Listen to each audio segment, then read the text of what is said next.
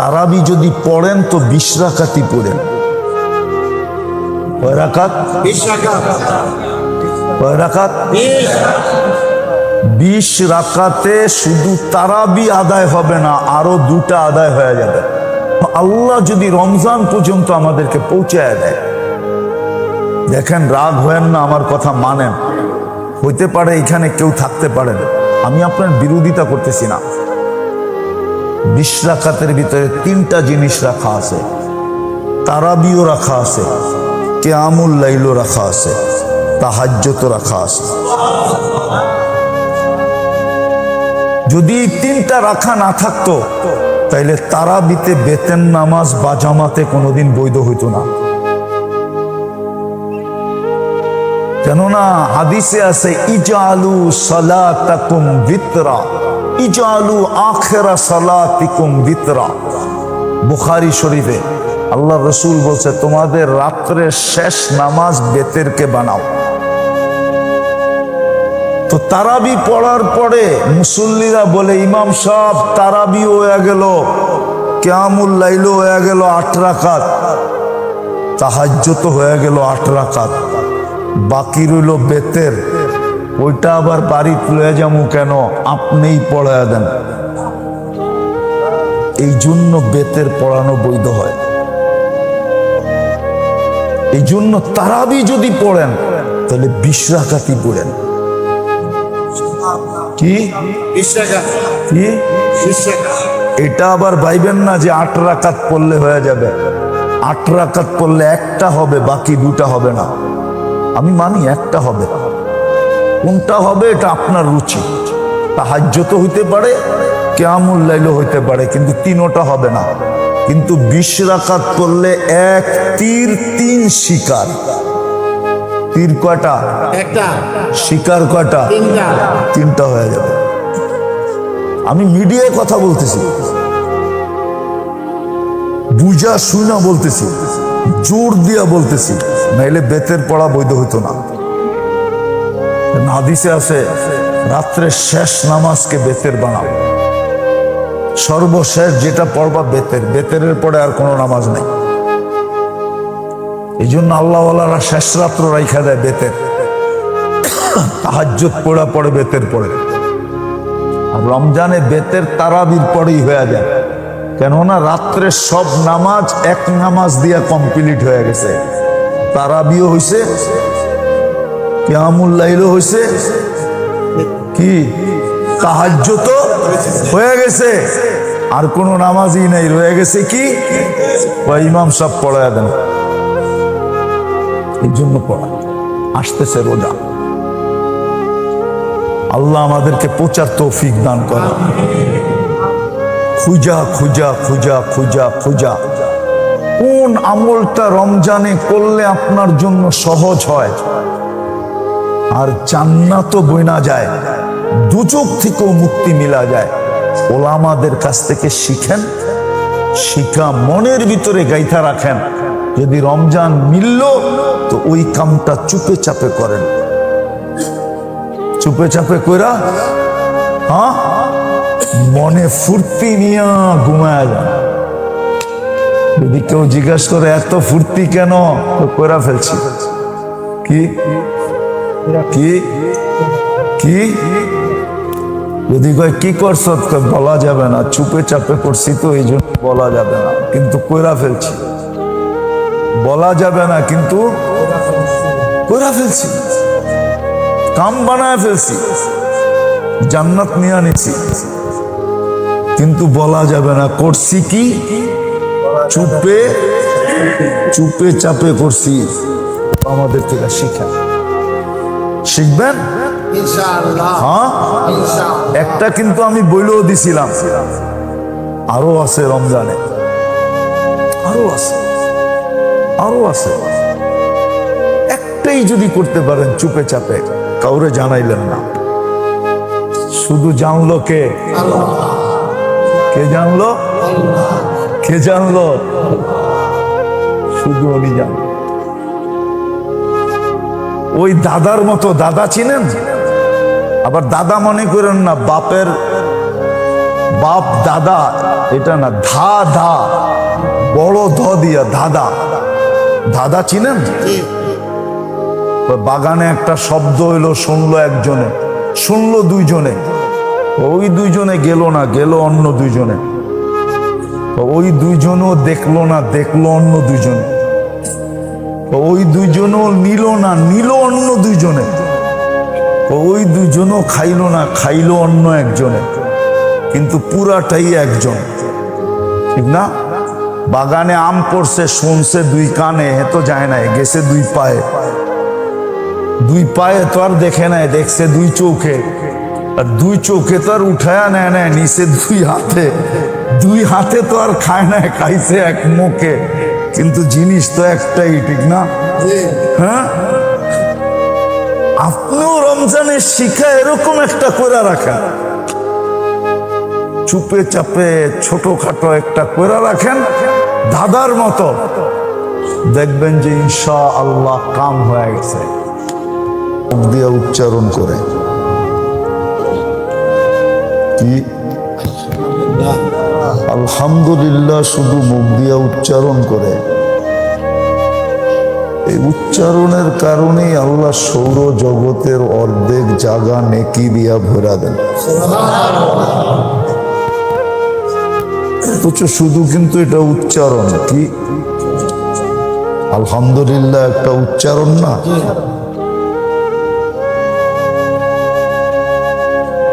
এতটুকুর বিনিময়ে সৌরজগতের অর্ধেক জায়গা নেকি দিয়ে ভরা দেন।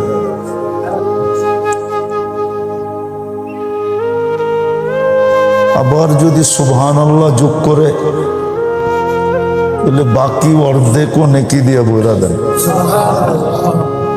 শুধু উচ্চারণের বিনিময়ে। কিন্তু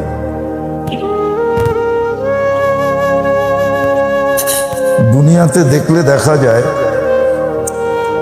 সারাদিন পিছে দৌড়াইতে দৌড়াইতে দৌড়াইতে দৌড়াইতে দৌড়াইতে, তারপরও কয়েক টাকা জ্যাবের থেকে বাড়ি করানো যায় না।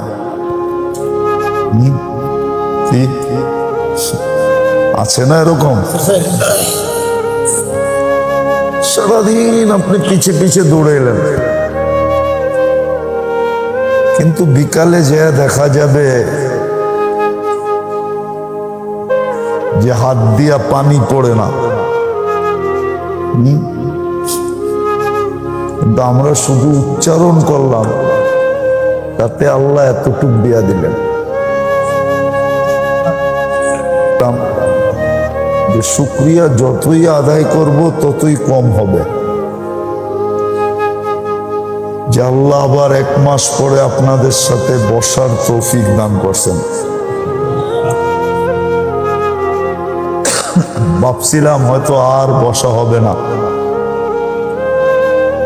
কিন্তু আল্লাহর ইহসান, আপনাদের দোয়া, লাল মসজিদ আলাদের ঋণ, এটা শোধ করা যাবে না। কেননা সময় মতো ওনারা এতটুকু চেষ্টা করছেন, চেষ্টার কারণে আল্লাহ পাক আবার বসার তৌফিক দিয়েছেন। বাকি যতদিন বেঁচে থাকবো দোয়া করতে থাকবো যে আল্লাহ আপনাদেরকে আল্লাহ শান মোতাবেক জাযায়ে খায়ের নসিব করেন। তো মেরে দোস্তোं, मेरे भाइयों, मेरे अजीजों,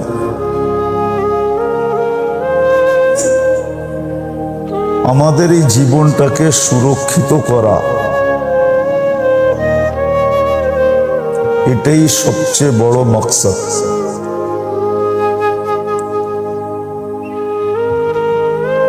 কিন্তু বন্দা সুরক্ষিত করতে হইলে বন্দা তো বন্দাই হয়, ঠিক না?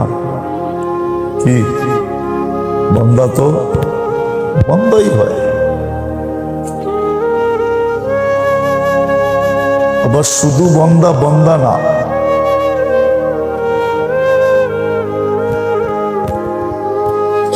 অনেক প্রতিবন্ধকতাও বন্দার সাথে লাগানো আছে। প্রতিবন্ধকতা আছে না? আছে, না নাই? আছে, আছে। দুই চারটা জানেন প্রতিবন্ধকতা কি? শত প্রতিবন্ধকতা আমাদের সাথে যোগ করা আছে। যদিও জীবনটাকে সুরক্ষা করা এটাই একমাত্র উদ্দেশ্য, কিন্তু ওই যে প্রতিবন্ধকতা আমাদের সাথে আছে যেটা বাকি সৃষ্টির সাথে নাই। আমাদের সাথে প্রতিবন্ধকতা আছে, পেটের টান আছে, পিছের টান আছে। পেটের টান তো বোঝেন, জি পিছের টানও তো বোঝেন। জি পিছের টান আছে না, দুটা দেখাইলাম আর কি। এরকম শত প্রতিবন্ধকতা আমাদের সাথে আছে। আবারও বলতেছি, মনোযোগ দিয়ে শুনতে হবে। যদিও জীবনটাকে সুরক্ষা করা এটাই হলো মকসদ, কিন্তু প্রতিবন্ধকতা থাকার কারণে আল্লাহর দুটা বড় বড় ইহসান আমাদের সাথে আছে। দুটা বড় বড় ইহসান। সুরক্ষার যত পদ্ধতি হইতে পারে, জীবন সুরক্ষার যত পদ্ধতি হইতে পারে, আবার সহজ পদ্ধতি, কঠিন না। বলবেন সহজ কি কইরা? কোরআন বলতেছে সহজ, লাইসা লিল ইনসানি ইল্লা মা সাআ। কোরআন বলতেছে সহজ পদ্ধতি। সহজ পদ্ধতিও আল্লাহ তৈরি কইরা দিছেন। সহজ পদ্ধতি, পদ্ধতিটাকে সহজ করছেন। যে কোন পদ্ধতিতে আমাদের জীবনটা সুরক্ষিত হবে। মকসদ কিন্তু জীবনটাকে সুরক্ষিত করা। কেননা এই জীবনটা যদি সুরক্ষিত না হয়, তাহলে এই জীবনটার জন্য যে পুরস্কারটা আছে এটা মিলবে না। সুরক্ষিত হইলেই পুরস্কার মিলবে। আমাদের জীবনটার জন্য একটা পুরস্কার আছে না? আছে না নাই? আছে কি? জান্নাত। আমাদের জীবনের পুরস্কার কি? জান্নাত জান্নাত। জান্নাত দিবে, আল্লাহর রেজা দিবে। আল্লাহ আমাদের উপরে রাজি হবে, আমাদেরকে জান্নাত দিবে। এটা হলো পুরস্কার। এখন সুরক্ষিত করার জন্য যে জিনিসটা প্রথম লাগবে, এটার জন্য পদ্ধতি লাগবে। পদ্ধতিগুলো আল্লাহই তৈরি করছেন, আবার সহজ করে করছেন। একটা কথা আমাদের প্রচলিত আছে, শিক্ষক যদি চায় যে ওকে পাশ করাবে না, তাহলে ওই ছাত্রের পাশ করা কোনো মতেই না। প্রশ্নই এরম করবে যে ও টোকাই পাবে না, এই প্রশ্ন কোত্থেকে করছে, ঠিক না? প্রশ্নই কঠিন করে দিবে, ঠিক না? কি কন? কিন্তু আল্লাহ এরকম না। মকসদ আমাদের জীবন সুরক্ষিত হওয়া। সুরক্ষার পদ্ধতিগুলো আল্লাহ সহজ করছেন, কঠিন করেন না। আবার সহজও করছেন তো ঘোষণা দিয়া করছেন। যেটা দুনিয়ার চোখে সবচেয়ে নিন্দনীয়, আল্লাহর কাছে ওইটা সবচেয়ে বড় বৈধ।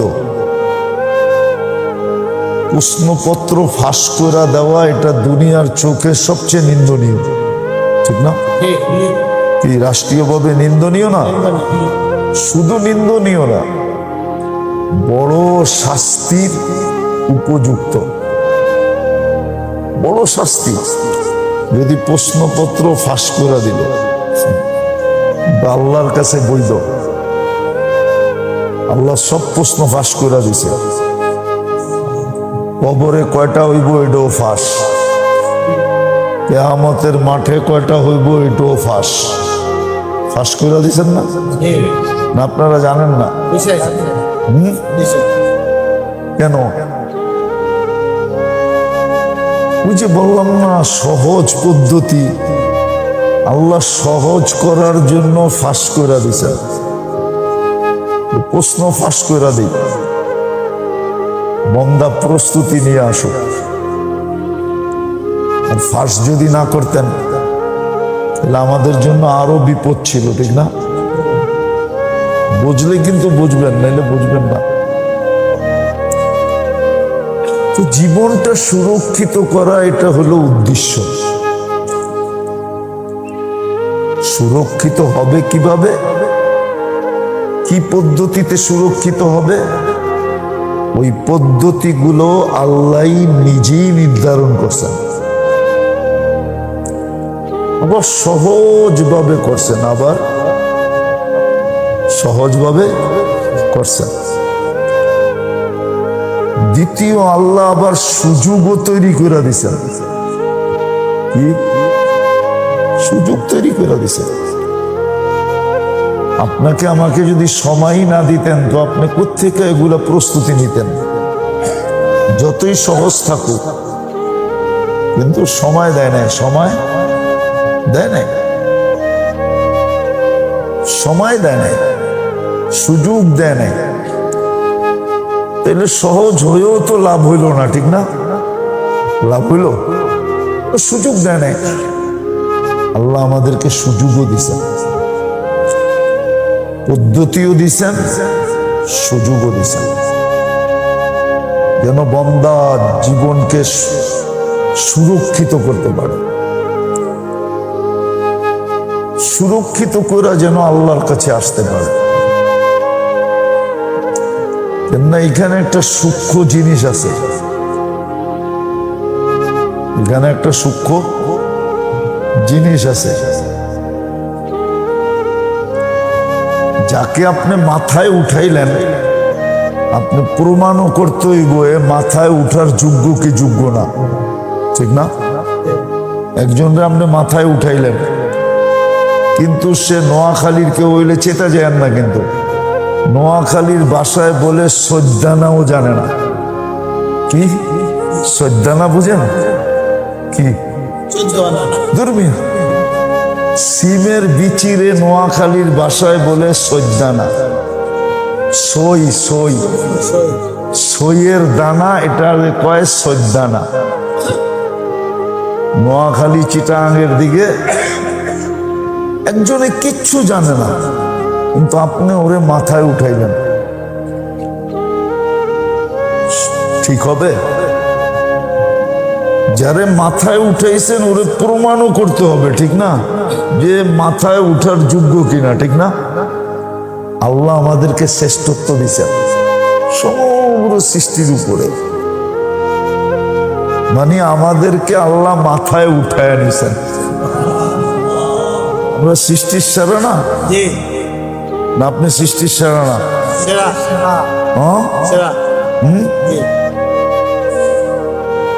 বাদশাহ বলে বউরে বলতেছে, তুমি যদি চাঁদের চেয়ে সুন্দরী না হও তাহলে তুমি তালাক। মনে হয় শুনছেন কিনা জানি না। এক বাদশাহ বউরে কইছে, এখন বউ তো কয় আমি চাঁদের চেয়ে সুন্দর মুখ এমনি। আলেম ওলামা সবার কাছে মাসলা গড়াইতে গড়াইতে আবু হানিফা রহমতুল্লাহ আলীর কাছে যে পড়ছে, সবাই বলছে হয়ে গেছে তালাক। আবু হানিফা রহমতুল্লাহ আলী বলছে হয় নাই তালাক। আল্লাহ তো বলছে মানুষ চাঁদের চেয়ে সুন্দর, ওয়ালাকাদ কাররামনা বানি আদম। তো তুই তো এমনি জন্মগতই চাঁদের চেয়ে সুন্দর, শ্রেষ্ঠ, ঠিক না? ওকে তো শ্রেষ্ঠত্ব দিয়েই পয়দা করছে, তুই তো চাঁদের চেয়ে সুন্দরী।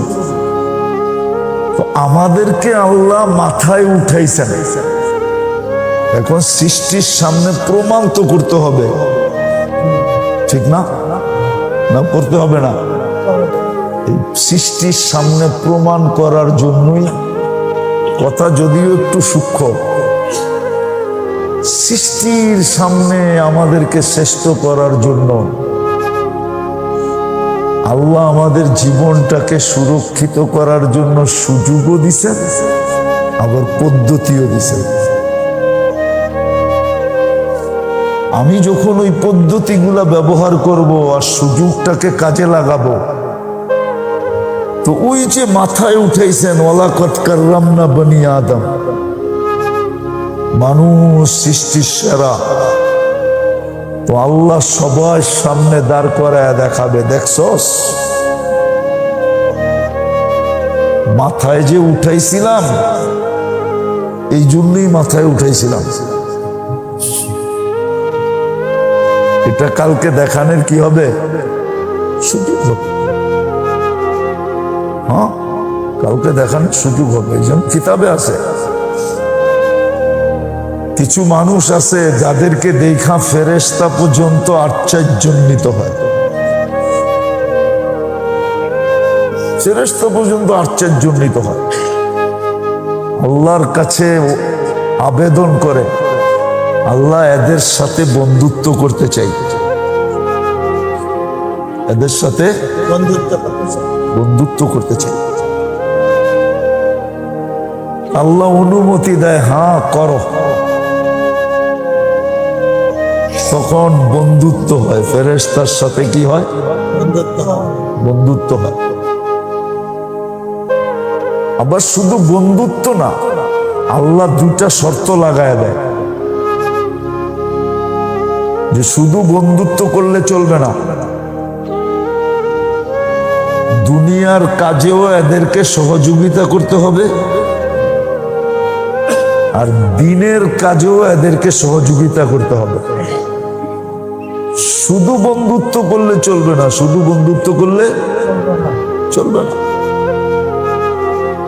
এই জন্য দেখবেন একজনে ফজরের নামাজ বহু দূর থেকে হাঁটতে হাঁটতে আইসা ফজরের নামাজ ধরে, আর আরেকজনের মসজিদের গেট আর ওর গেট বিলকুল আমনা সামনা, কিন্তু ও মসজিদের গেট খোলা থাকে, নিজের গেট খুলা যে 2 কদম দিয়ে মসজিদে ঢুকবে এটা পারে না।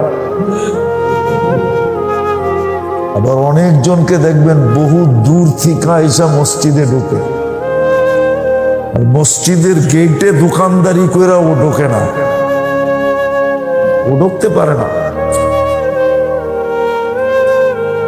তো ফেরেশতা বন্ধুত্ব করে, কিন্তু আল্লাহ শর্ত লাগায় দেয় শুধু বন্ধুত্ব করলে চলবে না, দুনিয়ার কাজেও সহযোগিতা করতে হবে। 2-1টা উদাহরণ দেই। থানবী রহমতুল্লাহ আলাইহি 63 বছর বয়সে মারা গেছেন। কত? 63। উনি 1300 কিতাব লেখছেন।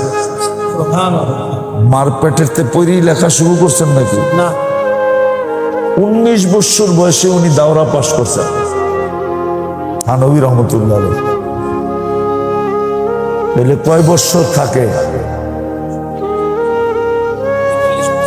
43 বছর, 42 বছর মাইয়া নিলাম, 42 বছরে 1300 কিতাব লেখছে।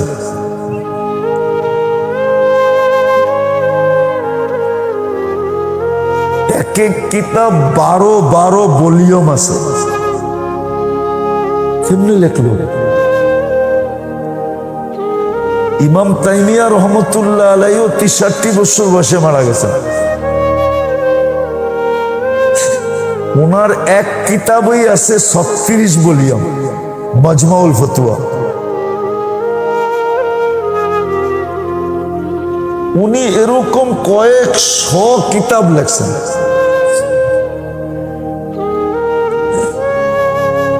আরেকটা আমাগো ফাজাইলে সাদাকাতে আছে, আবু আমের আর হারুনুর রশিদের ছেলের কাহিনী। একজনে 10 জনের কাজ করত। এটা সম্ভব কি কইরা? বলে ফেরেশতাদের সহযোগিতা থাকার কারণে সম্ভব। এটা নির্ঘাত বলা যায়।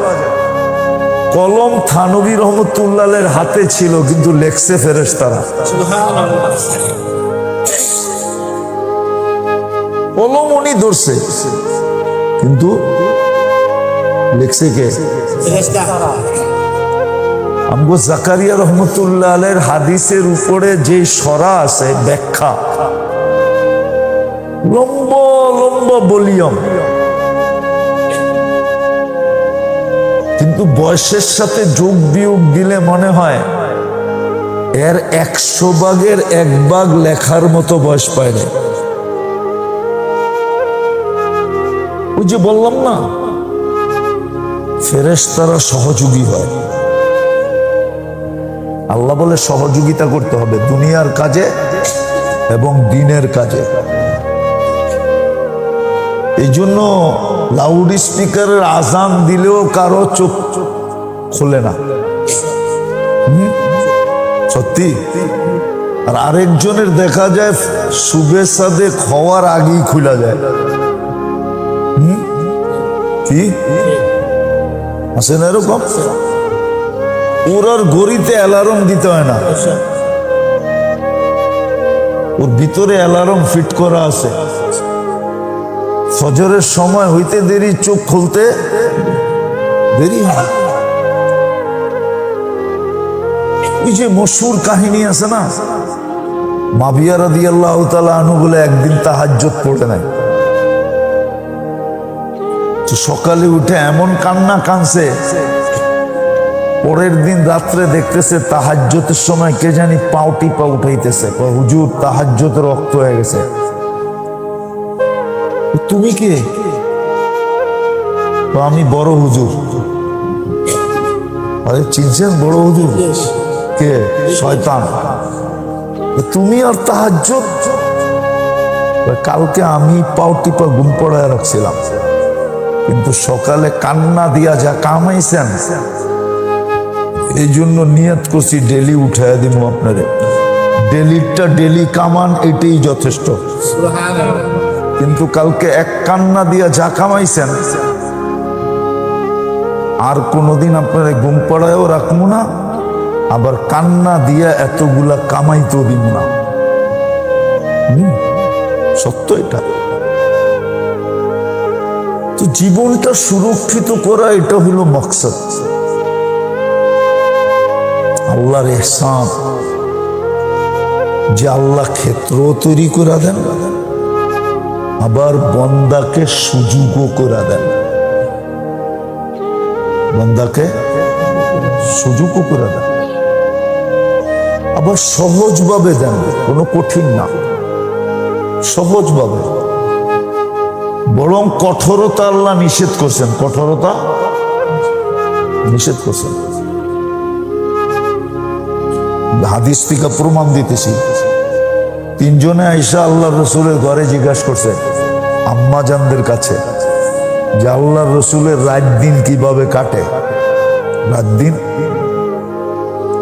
পরে 3 জনে মিলা অঙ্গীকার করতেছে আমি আজকার থেকে আর ঘুমাবো না, সারা রাত্র ইবাদত করব। আরেকজন বলতেছে আমি আজকার থেকে রোজা শুরু করব, সারা বৎসর রোজা রাখবো। আর 3 জনে, 3য় জন বলতেছে তোমরা তো 2 জনে রাত দিন লইই ফেলছো, আমার তো আর কোনো সুযোগ এখানে নাই। তো উনি বলতেছে আমি বিয়া শাদী জীবনই করবো না। আল্লাহ রসুল কিন্তু পিছেতে শুনতেছে। যখন 3 জনেরটা কমপ্লিট, তো আল্লাহ রসুল পিছন থেকে সামনে আয়া বলতেছে একটাও ঠিক না, একটাও ঠিক না। আমি রাত্রে ঘুমাইও, আবার সজাগও থাকি। আমি রোজাও রাখি, আবার রোজা ছেড়েও দিই। আর 3য়, আমি শুধু একটা বিয়ে করি না, একাধিক বিয়ে করছি। বিধায় তোমাদের 3 জনের একটাও ঠিক না। তাইলে বোঝা গেল কঠোরতা আল্লাহ আল্লাহ রসুল পছন্দ করেন না। অতিরঞ্জিত, অতিমাত্রা, খুব বেশি এটা পছন্দ করেন না, পছন্দ করেন না। আল্লাহও করেন না, আল্লাহর বন্ধুও করে না। আল্লাহও করে না, আল্লাহর বন্ধুও করে না। বরং মধ্যম পন্থা পছন্দ করেন। মধ্যম, কি মধ্যম পন্থা, এটা আল্লাহ পছন্দ করেন, আল্লাহর রসুলও পছন্দ করেন। আমি এই কথাটা আজকে এই জন্য বুঝাইতেছি, কেননা সামনের মাসেই রোজা। আপনাকে শেষ রবিবার আসতে আসতে রোজা 1 ডজন হয়ে যাইব। রোজার সময় পাওয়াও যাবে কিনা আর আসার সুযোগও হবে কিনা। এক তো রোজা থাকবে, তারাবি পড়বে, তারপরে আবার যদি বসা হয় তাহলে বসা নাও হইতে পারে, আর দিনের বেলা সুযোগ নাও হইতে পারে। দিনের বেলা নাও হইতে পারে, হইতে পারে, কেননা দিনের বেলা তো খাওয়া টাওয়া নাই। শুক্রবার দিন যেই কোনো শুক্রবারে হইতে পারে। জুমা পড়ায়া চলে আসলাম, একটু অপেক্ষমান রইল, আসর পর্যন্ত কথা হয়ে শেষ হয়ে গেল, এরকম হইতে পারে। আর যদি না হইল, এই জন্যই আজকে বুঝাইতেছি, উদ্দেশ্য কিন্তু হইল আমাদের জীবনটাকে সুরক্ষিত। শুরু করবেন, আর যদি রমজানে আসার সুযোগ হয়, আল্লাহ যদি হায়াত দেয়। আমি তো এখন সব জায়গায় বলি যে আমি কবর থেকে উঠে আসছি। আমি কবর থেকে উঠে আসছি। আল্লাহ যদি হায়াত দেয়, সুযোগ হয়, তাহলে রমজানে 1 জুমা ইনশাআল্লাহ, জুমার পরে আসবো, জুমা পড়ায় আসবো। ওই দিন ঘোষণা দিয়ে দেওয়া হবে ইনশাআল্লাহ, তখন কথা হবে। আল্লাহ আমাদেরকে আমল করার তৌফিক দান করে।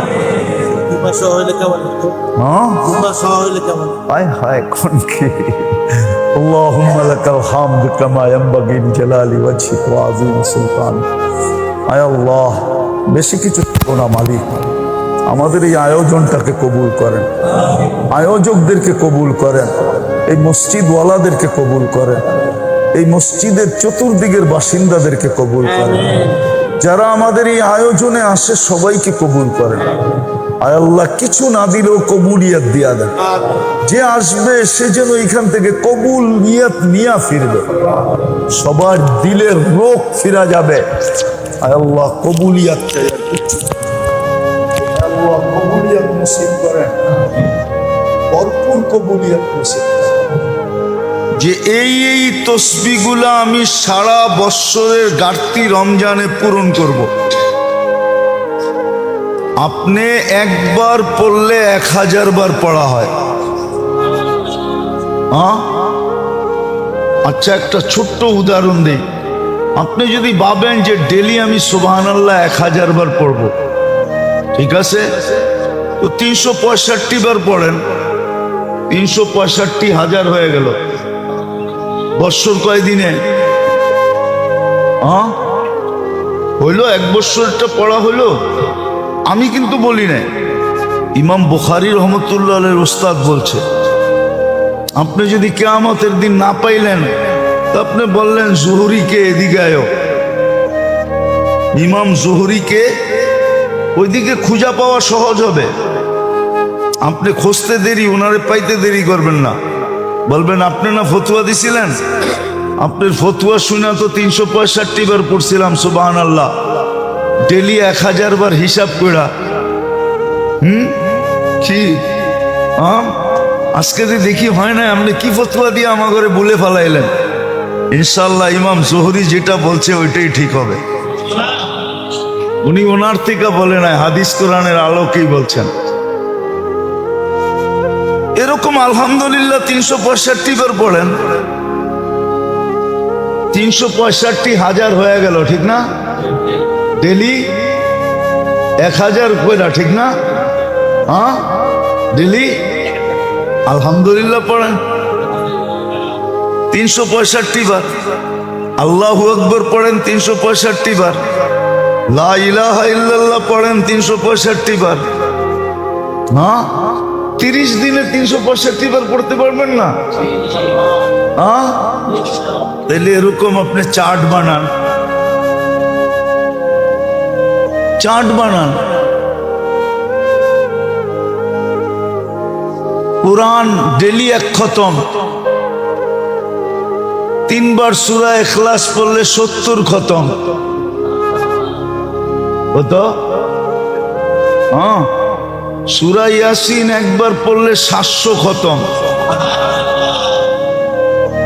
এরকম হিসাব করেন আপনি যে আমার ডেলি 1 খতম কোরআন হওয়া চাই। রমজানে পড়া পড়ান, হিসাব করা একবার পড়লে 3 বার পড়লে কয় খতম? দুর্মিয়া রমজানে 70 খতম।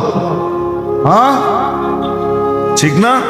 ওই হিসাব করে 365 দিনটা পড়া ফেলান, 365 দিন 1 খতম করা। চার্ট বানান এখন থেকে।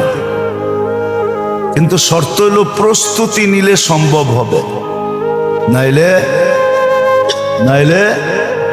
হবে না। রমজান ফরজ পড়লে 70 মাসের ফরজ হয়। বৎসরের ফরজের ঘাটতি কোন জায়গা দিয়ে হয়? ওই সুযোগ তো আল্লাহ রেখে দিছে। এই উম্মত তো ফরজের ঘাটতি নিয়ে উঠার কোনো প্রশ্নই ওঠে না। 1 মাস পড়লেই তো 70 মাসের পড়া হইতেছে। ফরজ কয় গুণ বাড়ে? নফল ফরজের সমান। এই উম্মতের তো তসবিহাতের ঘাটতি আমি দেখি না। আপনি যদি এখন থেকেই চার্ট করেন, এইবার নিজেকে প্রশ্ন করেন আপনি কতটুকু প্রস্তুতি নিতেছেন। প্রথমে কিন্তু বলছিলাম আমি, রমজান আল্লাহ যদি পাওয়া দেয় তাইলে বোঝা গেল সারা জীবনের প্রস্তুতি নেওয়ার সর্বশেষ সুযোগ আপনার আমার হাতে আল্লাহ উঠায় দিয়েছেন। সর্বশেষ প্রস্তুতি নেওয়ার সুযোগ। এরপরে যদি কিছু নাও পাইল তাহলে রমজানের প্রস্তুতি নেওয়ার মাধ্যমে অতীত ভবিষ্যৎ পুরা জীবনের প্রস্তুতি নেওয়া এটার ভিতরে রাখা আছে। নাইলে 1 রাত্র 83 বছর কেন হবে? 1 রাত্র তো 83 বছর, 1 রাত্র 83 বছর। লাইলাতুল কদর কেন হবে? তাহলে আমি যেটা দাঁড় করাইলাম ওটার পক্ষে এই যুক্তি খাটে যে সর্বশেষ সুযোগ হইল রমজান প্রত্যেকের জীবনে। এই জন্য আসেন, প্রস্তুতি নেই, প্রস্তুতি নেই। বাকি সামনে আরো বলা হবে, খুইলা খুইলা ইনশাল্লাহ যদি বেঁচে থাকি। হ্যাঁ, এই জন্য একটা বলতেছি, রমজানে যদি কর্মচারীর থেকে কাজ কমায়া দেয়, কাজ কমায়া দেয়,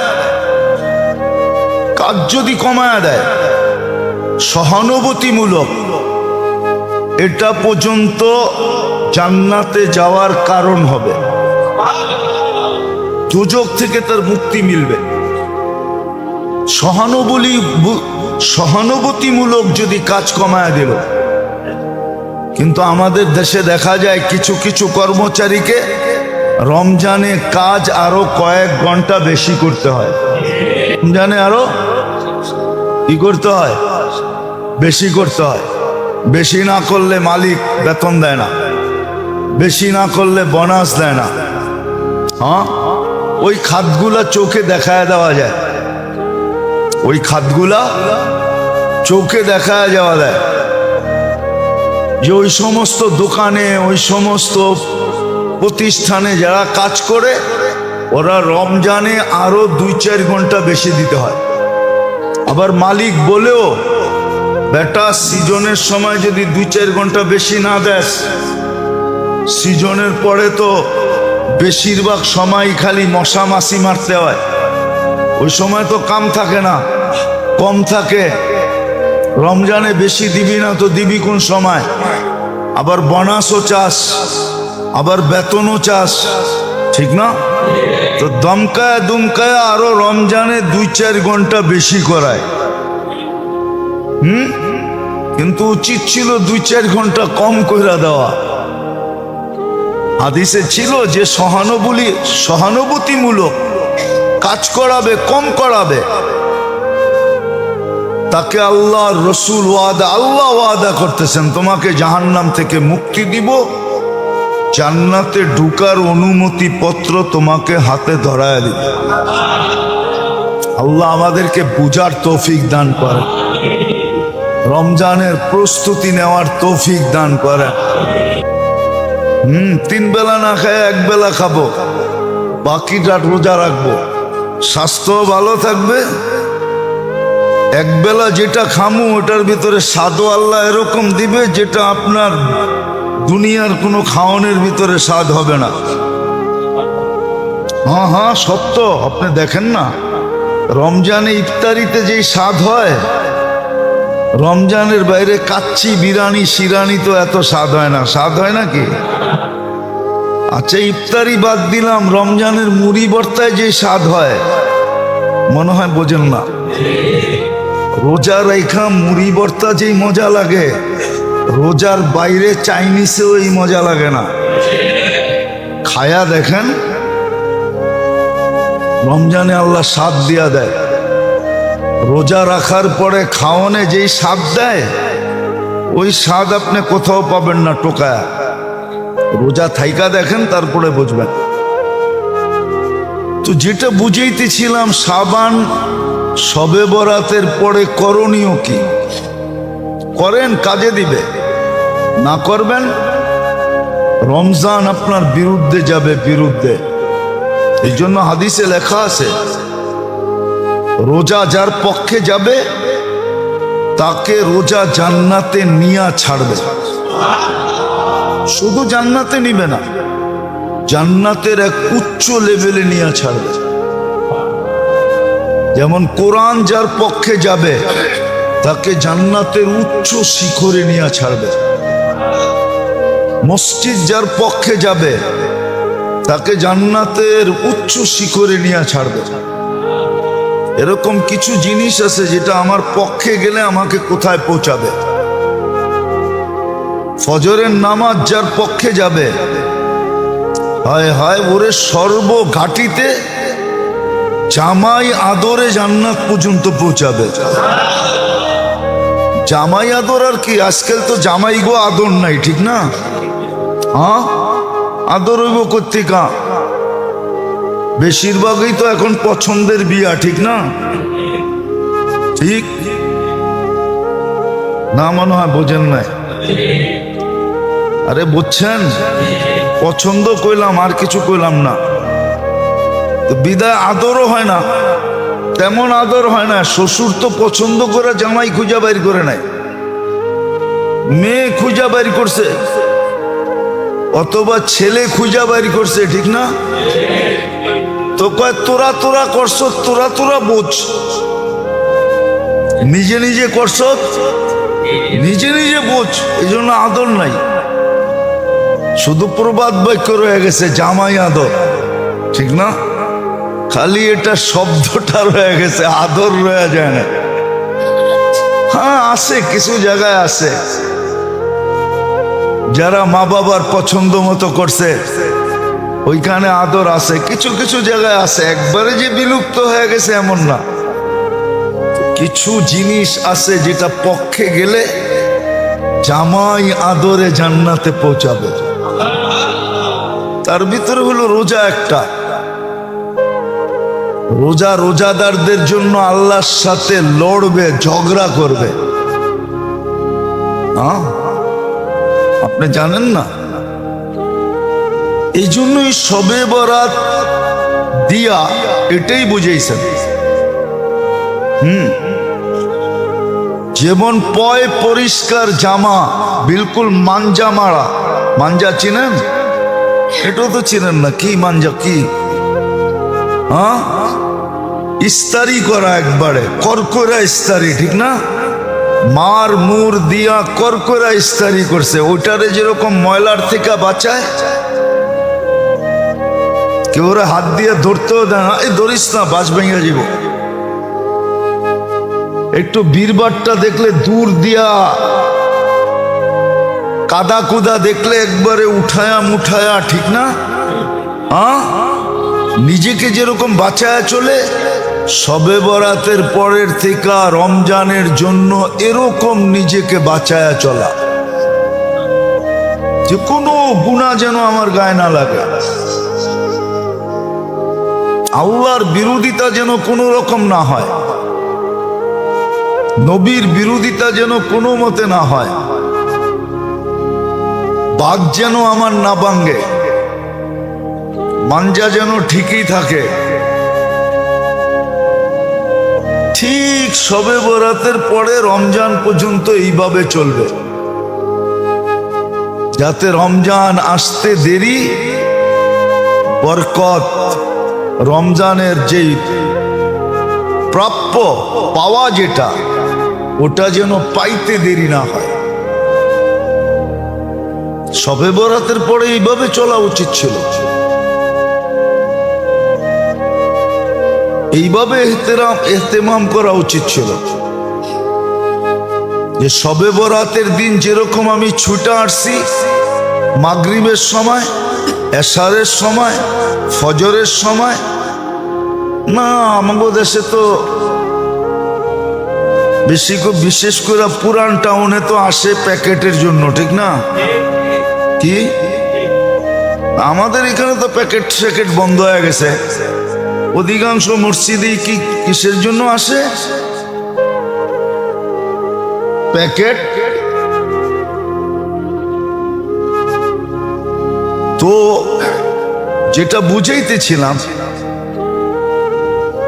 শবে বরাতের দিন যেরকম আমি ছুটে আসছি, এই আগ্রহ যেন আমার রমজান পর্যন্ত থাকে। রমজান পর্যন্ত থাকে। বলার আছে না, বল করে যে, ওরা কিন্তু দেখবেন অনেক দূর থেকে দৌড়ায় আসে। কেন জানেন? বলতে পারবেন? যুবকরা পারবা? কেন দূরের থেকে দৌড়ে আসে? কি? হ্যাঁ, বলের গতি যেন বাড়ে। জায়গায় দাঁড়ায়া বল করলে বলের গতি হয় না, বলের গতি বাড়ানোর জন্য। শবে বরাতের রাত্রে যেরকম ছিল, এরকম যদি রমজান পর্যন্ত থাকে, তো রমজানে যায়া গতি বাড়বে। রমজানে ইবাদতে গতি বাড়বে। কি বাড়বে? এক রমজান জিন্দেগির জন্য যথেষ্ট হয়ে যাবে। এক রমজানে সার্টিফিকেট মিলা যাবে, যেই লোকটা জাহান্নাম থেকে মুক্ত, জান্নাত এর প্রাপ্য, এর কপালে লেখা, জান্নাতের সার্টিফিকেট মিলা যাবে। শবে বরাতের পরের সময়টা শবে বরাতের রাত্রের গতিতে কাটানো, যাতে রমজানে আসলে আরো স্পিরিট বেড়া যায়, স্পিরিট বেড়া যায়। এই জন্য সময়টাকে এইভাবে কাটানো। কিন্তু আফসোস, ঢেউ আসে আবার নিচে চলে যায়, তো চলেই যায়, মনে হয় আর ফিরা ঢেউ আসবে না। একদিন ঢেউ আসে, আবার এমন গতিতে পিছে যায়, সমাজের দিকে দেখলে মনে হয় আর কোনোদিন ঢেউ আসবে না, এরকমই এখন মনে হইতেছে। শবে বরাতের দিন কিছু মুসল্লি ছিল, শবে বরাত শেষ, আর কোনো মুসল্লি নেই। যেমন জুমার দিন কিছু মুসল্লি হয়, কিন্তু জুমা শেষ, মুসল্লি আসরে, বিশেষ করে জুমার দিন আসরেও কম লোক হয়। বাকি দিনের থেকে আসরেও কি হয়, কম লোক হয়, কম লোক। অথচ জুমা ছিল বাকি সপ্তাহ ঢেউ হিসাবে, গতি হিসাবে, যে গুমার দিন গতি নিছে, এই গতিটা আগামী জুমা পর্যন্ত থাকবে। আজকে যেরকম মসজিদে আসছে, আগামী জুমা পর্যন্ত এরকম কন্টিনিউ মসজিদে আসতে থাকবে। তাইলে জুমা আসতে দেরি, পাইতে দেরি, রং লাগতে দেরি হবে না। জুমা কিন্তু রঙের জন্য। হাদিসে এটাই বুঝায়, আল জুমাতু ইলাল জুমাতি কাফারা। এক জুমার থেকে আরেক জুমায় যখন পা দিবে, তো পিছনের এক সপ্তাহের গুনাহ তার মাফ হয়ে যাবে। পিছনের এক সপ্তাহের গুনাহ মাফ। তো শুক্রবার ছিল পুরা সপ্তাহের গতি নেওয়ার জন্য। কি স্পিরিট কেন গতি হয় যেন, ঠিক না? স্পিরিট বুঝেন তো, ওই যে বহুত দূরের তে দৌড় দেয়, কিসের জন্য? গতি বাড়ানোর জন্য। ঠিক এরকম জুমা ছিল সারা সপ্তাহের গতি বাড়ানোর জন্য, আর শাবান ছিল রমজানের গতি বাড়ানোর জন্য। শবে বরাতের পরে তো আরো গতি বাড়বে, কেননা শবে বরাত মধ্যখানে দেখায়া দিছে, উপচে পড়া ভিড় মসজিদে। এই গতিটা যেন রমজান পর্যন্ত যায়, তাইলে রমজানে পুরাটা গতি পাবে। ওই যে বললাম না, 1 বৎসর 11 মাস সঞ্চিত করবে, রমজানের বাজেটটা অল্প অল্প অল্প করে সঞ্চয় করবে। রমজান আসবে, বলবে না আর দুনিয়াবি কাজে যাব না, যেটা সঞ্চয় করছি ওটা 1 মাস এটা দিয়ে চলবো, বাকি চাঁদ উঠলে দেখা যাবে, বেঁচে থাকলে দেখা যাবে, আবার কামে নামবে। তাহলে দেখা যায় তো চাঁদ উঠতে দেরি, এক তো রমজানের বরকত। কুরআন এটাই বুঝায়। আলাম নাশরাহ লাকা যদি আপনি তরজমা পড়েন, তাহলে আপনি এটা বুঝবেন। ইন্না মাআল ফাইন্না মাআল উসরি ইউসরা ওয়া ইন্না মাআল উসরি ইউসরা ইযা ইশতাদ্দাত বিকাল বালওয়া ফাফাক্কির ফি আলাম নাশরাহ লাক ফাউসরুন বাইনা ইউসরাইনি ইযা ফাক্কারতাহু ফাফরা। তাহলে দেখা যেত 11 মাস আল্লাহ এরকম বরকত দিতেন, 11 মাস বরকত দিতেন এরকম যে 1 মাসেরটা জমা হয়েও আরো অনেক বেশি থেকে যেত, বরকত পাইত। স্বাস্থ্যগত বরকত, কর্মগত বরকত, কামাইগত বরকত, যেটা মিলতো ওটার ভিতরে বরকত পাইত, ওটার ভিতরে বরকত হইতো। বরকতই বরকত, আল্লাহ বরকত দিয়ে ভরে দিতেন। কিন্তু কেউ তো করে না, কেউ তো করে না, বরং উল্টা বলে। যদিও এই বছর রোজা একটু শীতে, একটু শীতে থাকবে, মাঘ ফাল্গুন মিলায়া রোজা। মাঘ না, মাঘ পাবে না, 14 তারিখে মাঘ মাস শেষ।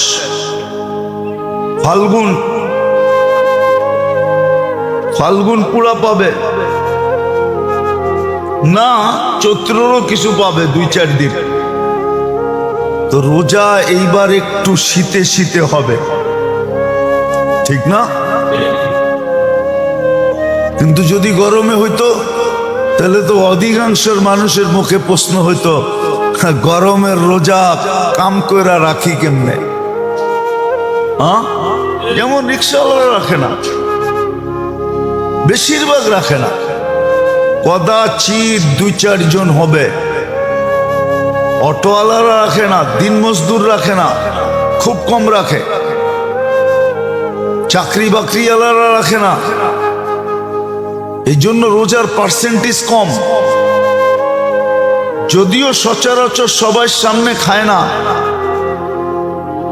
সবার সামনে খোলামেলা খায় না, কিন্তু রোজার পার্সেন্টেজ খুব কম,